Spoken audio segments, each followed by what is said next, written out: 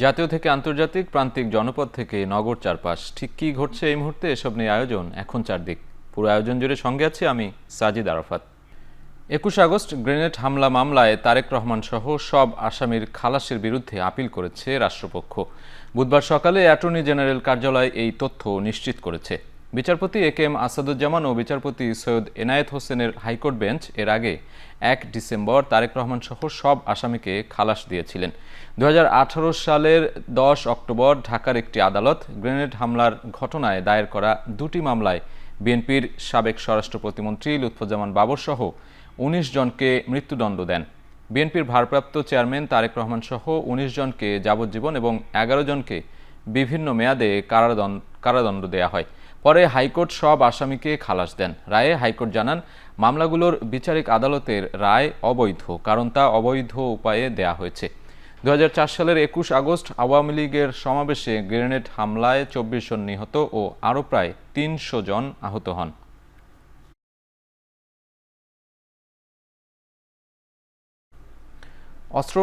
অস্ত্র মামলায় সাবেক স্বরাষ্ট্র প্রতিমন্ত্রী লুৎফুজ্জামান বাবরকে খালাস দিয়েছেন হাইকোর্ট। একই সঙ্গে ১৭ বছরের সাজা অবৈধ ঘোষণা করা হয়েছে। বুধবার বিচারপতি মোস্তফা জামান ইসলামের নেতৃত্বে হাইকোর্টের দ্বৈত বেঞ্চ এই রায় দেন। ২০০৭ সালের সেনা সমর্থিত তত্ত্বাবধায়ক সরকারের আমলে লুৎফুজ্জামান বাবরের বাসা থেকে লাইসেন্সবিহীন রিভলভার পাওয়ার দাবি করা হয়। গ্রেপ্তারের ৭ দিন পর গুলশান থানায় অস্ত্র মামলা দায়ের করে পুলিশ। এ মামলায় ২০০৭ সালের ৩০ অক্টোবর বাবরকে ১৭ বছরের কারাদণ্ড দেন ঢাকার একটি বিশেষ আদালত। বাবরের পক্ষে আইনজীবী বলেন, যৌথ বাহিনী গ্রেপ্তারের ৭ দিন পর উদ্দেশ্যমূলকভাবে এই মামলা দায়ের করা হয়। এজাহারে বলা হয়, একটি লাল কালো ব্যাগ থেকে অস্ত্র উদ্ধার করা হয়, কিন্তু জব্দ তালিকায় সেই ব্যাগ ছিল না।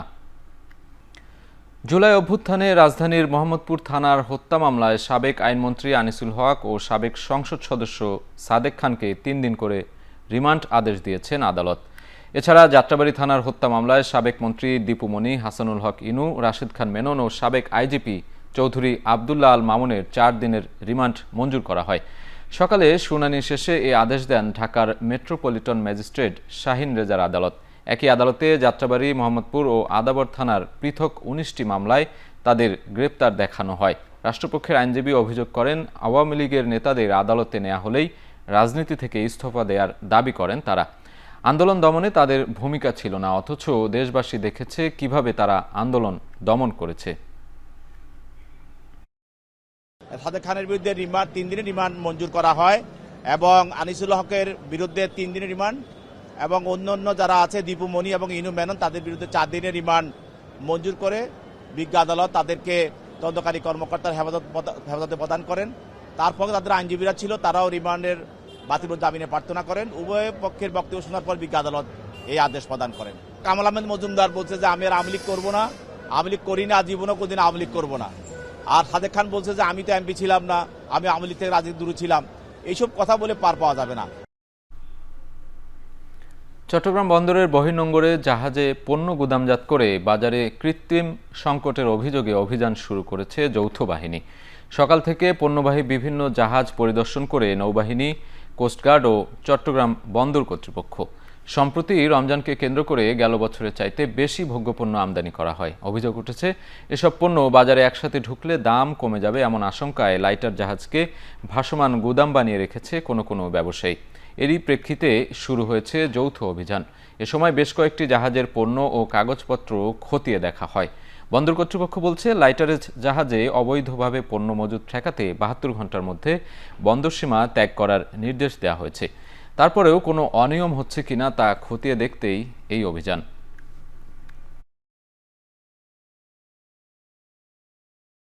ঢাকা চট্টগ্রাম মহাসড়কের চান্দিনা থেকে ইলিয়াটগঞ্জ পর্যন্ত ১০ কিলোমিটার এলাকা জুড়ে দেখা দিয়েছে তীব্র যানজট।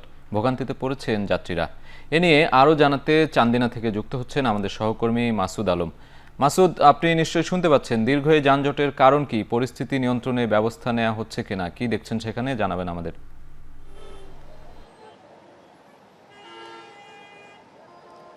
সাজিদ, যানজটের শুরুটা হচ্ছে চান্দিনা বাজারে যে অবৈধ পার্কিং, বিশেষ করে রং পার্কিং যে বাসগুলো দাঁড়িয়ে যাত্রী ওঠানামা করায় সেখান থেকে আসলে যানজটের সূত্রপাত।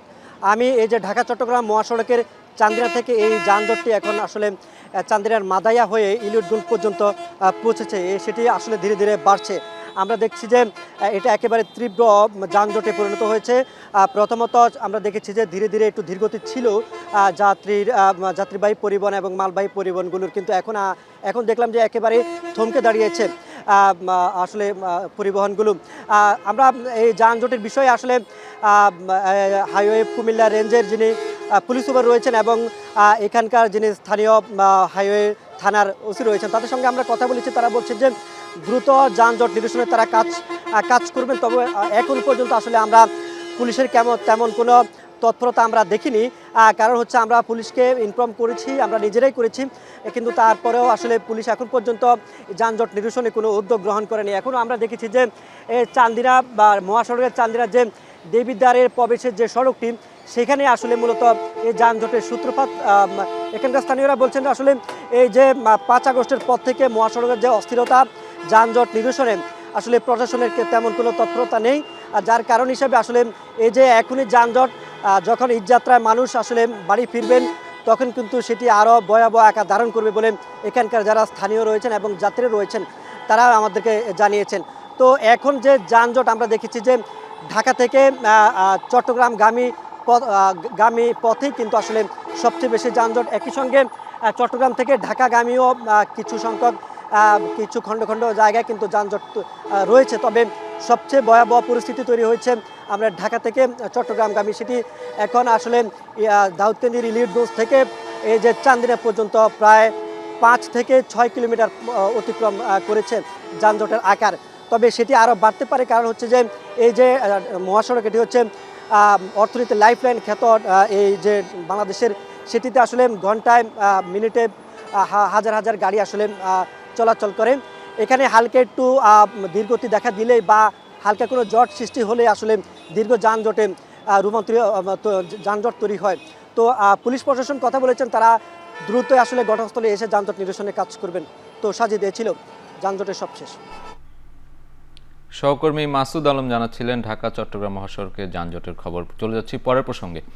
ছাত্রদলের হামলার প্রতিবাদে সংবাদ সম্মেলন করেছে ঢাকা পলিটেকনিক ইনস্টিটিউটের বৈষম্য বিরোধী ছাত্র আন্দোলনের শিক্ষার্থীরা। সকালে পলিটেকনিক ইনস্টিটিউট প্রাঙ্গণে সংবাদ সম্মেলনে ছাত্রদলের বিরুদ্ধে হলে সিট বাণিজ্যের অভিযোগ তোলেন বৈষম্য বিরোধী শিক্ষার্থীরা। এ সময় তারা বলেন, গেস্টরুম কালচার চালু রেখে ছাত্রলীগের পথে হাঁটছে ছাত্রদল। ছাত্রদলের হামলার নিন্দা জানিয়ে অভিযুক্তদের 24 ঘন্টার মধ্যে হল থেকে বহিষ্কার এবং গ্রেপ্তারের দাবি জানিয়েছেন শিক্ষার্থীরা। অন্যথায় কঠোর কর্মসূচির ঘোষণার হুঁশিয়ারি জানিয়েছে বৈষম্য বিরোধীরা।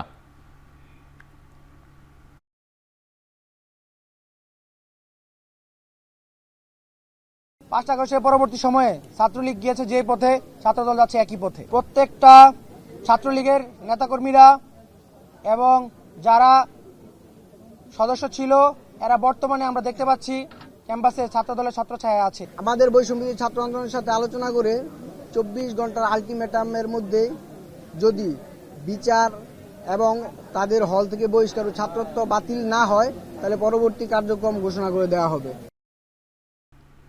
যশোর বেনাপোল মহাসড়কে অ্যাম্বুলেন্সের সঙ্গে ইঞ্জিন চালিত ভ্যানের সংঘর্ষে নারী শিশুসহ 3 জন নিহত হয়েছেন। এ ঘটনায় গুরুতর আহত হয়েছেন আরও 2 জন। ভোর 6টার দিকে ঝিকরগাছা উপজেলার নবীনগরে এ ঘটনা ঘটে। নিহতরা হলেন গদখালী গ্রামের নাজমা খাতুন, বামন আলী গ্রামের রত্না খাতুন ও সৈয়দপাড়া গ্রামের মোহাম্মদ বাবলু। পুলিশ জানায় অ্যাম্বুলেন্সটি যশোর থেকে বেনাপোলের দিকে যাচ্ছিল। এ সময় বিপরীত দিক থেকে আসা ইঞ্জিন চালিত ভ্যানের সঙ্গে সংঘর্ষ হয়। এতে ইঞ্জিন চালিত ভ্যানের 3 যাত্রী ঘটনাস্থলেই মারা যান। গুরুতর অবস্থায় 2 জনকে উদ্ধার করে ঝিকরগাছা উপজেলা হাসপাতালে ভর্তি করা হয়েছে। খুলনা নগরীর ব্যস্ততম এলাকা পিকচার প্যালেস মোড়ের অস্থায়ী মার্কেটে আগুনে পুড়ে গেছে অর্ধশতাধিক দোকান। ভোর 5:30টার দিকে মার্কেটের পূর্ব দিকে আগুনের সূত্রপাত হয়। মুহূর্তেই তা ছড়িয়ে যায় পুরো মার্কেটে। পরে ফায়ার সার্ভিসের 8টি ইউনিটের প্রায় 2.5 ঘন্টার চেষ্টায় আগুন নিয়ন্ত্রণে আসে। তবে এর মধ্যে পুড়ে যায় মার্কেটের সব দোকান। ফায়ার সার্ভিসের ধারণা, বৈদ্যুতিক শর্ট সার্কিট থেকেই আগুনের সূত্রপাত। আগুনে তাৎক্ষণিকভাবে ক্ষয়ক্ষতির পরিমাণ জানাতে পারেনি ফায়ার সার্ভিস।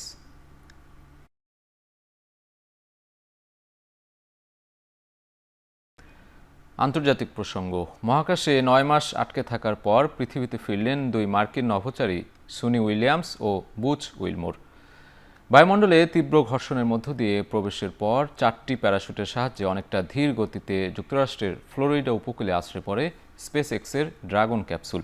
এ সময় একদল ডলফিনের ঝাঁক ক্যাপসুলটিকে ঘিরে সাঁতরে স্বাগত জানায় মহাকাশচারীদের।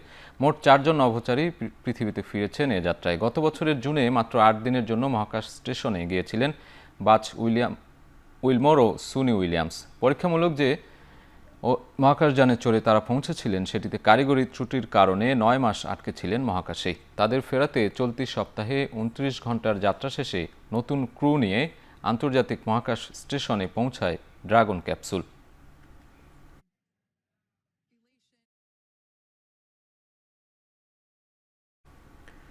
যুক্তরাষ্ট্রের লাস ভেগাসে একের পর এক জ্বলছে ইলন মাস্কের মালিকানাধীন টেসলার গাড়ি। সামাজিক যোগাযোগ মাধ্যমে ছড়িয়ে পড়া ভিডিওতে দেখা যায় লাস ভেগাসে টেসলার শোরুমের সামনে পার্ক করা অন্তত 10টি গাড়িতে দাউ দাউ করে আগুন জ্বলছে। এর কিছু সময় পর টেসলার সাইবার ট্রাকে বিস্ফোরণের ঘটনা ঘটে। ট্রাম্পের উপদেষ্টা মাস্কের অভিযোগ, অর্থের বিনিময়ে বিভিন্ন মানুষ দিয়ে এসব কর্মকাণ্ড ঘটাচ্ছে ডেমোক্র্যাটরা। এর আগে নিউ ইয়র্ক, টেক্সাস সহ অন্তত 10টি অঙ্গরাজ্যে টেসলার শোরুমের সামনে বিক্ষোভ ও হামলা হয়েছে। সম্প্রতি যুক্তরাষ্ট্রের সরকারি দক্ষতা বিভাগে দায়িত্ব নিয়ে বিভিন্ন সংস্থা ও প্রতিষ্ঠানে ছাঁটাই করেন বহু মানুষকে। এ নিয়ে তার প্রতি ক্ষোভ বাড়তে থাকে দেশটির বিভিন্ন অঙ্গরাজ্যে।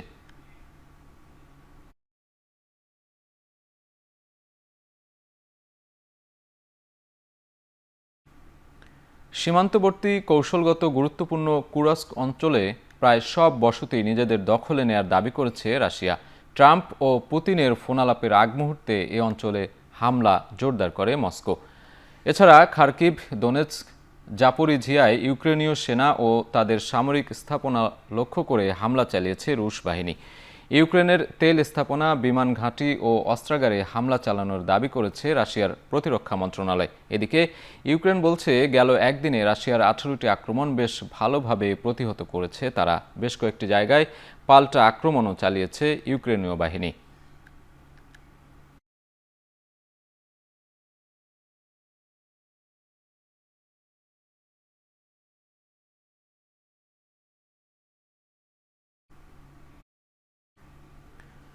ইয়েমেনের রাজধানী সানার অন্তত 10টি এলাকা লক্ষ্য করে হামলা চালিয়েছে যুক্তরাষ্ট্র।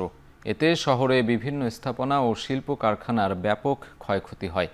হুতি বিদ্রোহীদের বিরুদ্ধে হামলা অব্যাহত রেখেছে মার্কিন বিমান বাহিনী। রণতরী থেকে একের পর এক যুদ্ধবিমান ও ক্ষেপণাস্ত্র ছুটছে ইয়েমেনের দিকে। হুতি অধ্যুষিত বন্দরনগরী হোদেইদাহ শহরে নতুন করে বিমান হামলা চালিয়েছে মার্কিন বাহিনী। এতে শহরের অন্যতম বেসরকারি মালিকানাধীন লোহা ও ইস্পাত কারখানা পুরোপুরি ধ্বংস হয়ে গেছে। আর্থিক ক্ষতি হয়েছে প্রায় $1.5 কোটি মার্কিন ডলার। বন্ধ হয়ে গেছে কারখানাটির উৎপাদন, যদিও মার্কিন বাহিনীর দাবি তারা ইয়েমেনে হুতিদের সামরিক স্থাপনা লক্ষ্য করে হামলা চালাচ্ছে।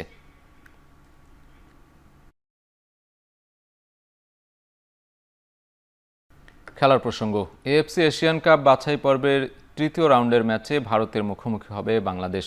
দেশ ছাড়ার আগে ম্যাচ নিয়ে কথা বলতে সংবাদ সম্মেলনের আয়োজন করেছে বাফুফে। সরাসরি চলে যাচ্ছি সেখানে। Last time I was in India, it was a draw. Unfortunately, they scored in the last minute. I think this time we're going to beat them.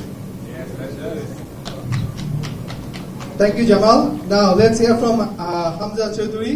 Hamza, I would like to know, it's a short time we know, so how do you feel with the team? You met the team, how's your feelings and what's your experience so far?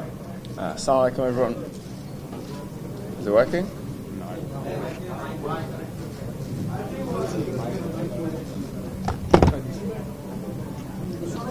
Hello? Okay.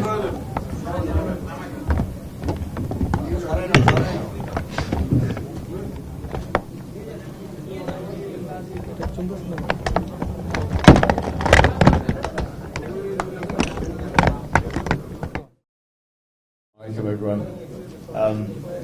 No, it's been amazing for me to come here and meet the team. I met the coach last night, but I didn't get here till quite late, so I met the whole team in the morning. Very friendly, very welcoming, and I'm just excited to get going now. That was short. Thank you. Thanks, Hamza. Lastly, we'd like to hear from our valued partner, the Managing Director and CEO of UCBL, Mohammad Mamdoudur Rashid. Thank you. সবাইকে আসসালামু আলাইকুম এবং শুভ অপরাহ্ন। আমরা বাফুফে থেকে যখন প্রস্তাবনাটা পেয়েছিলাম এই ফুটবলের সঙ্গে সম্পৃক্ত হতে, সাথে সাথেই অত্যন্ত সানন্দে আমরা এটি গ্রহণ করেছি।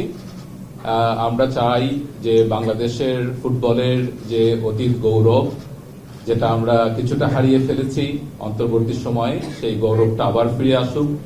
বাংলাদেশে ফুটবল আবার আগের মতোই জনপ্রিয় হয়ে উঠুক এবং আমাদের বিভিন্ন দেশের আনাচে কানাচে থেকে ফুটবলার তৈরি হোক এবং ফুটবলার তৈরি হওয়ার যে প্রক্রিয়া, যে কোনো খেলার উচ্চ পর্যায়ে আসার জন্য যে খেলোয়াড় তৈরির যে প্রক্রিয়া, আমাদের জেলা পর্যায়ের ফুটবল, ডিভিশন পর্যায়ের ফুটবল, ক্লাব পর্যায়ের ফুটবল, লিগ পর্যায়ের ফুটবল, সেগুলো সব যেন আবার আগের মতো চলে আসে এবং আমরা আন্তর্জাতিক পর্যায়ে ফুটবলটাকে নিয়ে যেতে পারি। সেই জন্য বাফুফের সঙ্গে আমরা 5 বছরের জন্য একটি চুক্তি করেছি যে আমরা তাদেরকে সাপোর্ট করব এবং বাফুফের তরফ থেকে আমাদেরকে এই সুযোগটি দেওয়ার জন্য আমি বাফুফকে ধন্যবাদ জানাই এবং বাংলাদেশের ফুটবল টিমের আমি উজ্জ্বল ভবিষ্যৎ কামনা করছি। ধন্যবাদ সবাই। Thank you, sir. Now we will open the floor for a question from the media. Kindly, can you state your name and organization when you ask the question? We'll start with our ECBL managing director. If you have any question for him, MD sir, is there question? Please. আচ্ছা, আমরা একটা কি আপনাদের schedule করে প্রথমে national team coach, কারণ একসাথে যদি সবাই হয়ে যায় আমি এখানে বলছি ওপাশ থেকে শুরু করছি। আচ্ছা, ওনার কাছ থেকে শুরু করে তারপরে আসবো। আচ্ছা, আগে ন্যাশনাল টিম কোচ কে থাকি আমরা। হামজা হামজা পরে এমডি স্যারের জন্য কোনো কোশ্চেন আছে? Okay, so we'll start with the head coach. If you have any question, please. Coach Hamza attended in this team. That means we are going to win. Sorry, say again. Hamza added in this team. That means we are going to win. That means that we are much stronger right now. We have brought a player with a lot of experience, in the highest context, in the higher level. So definitely our chances to win are much higher with him in the team. I want to finish my question to Hamza.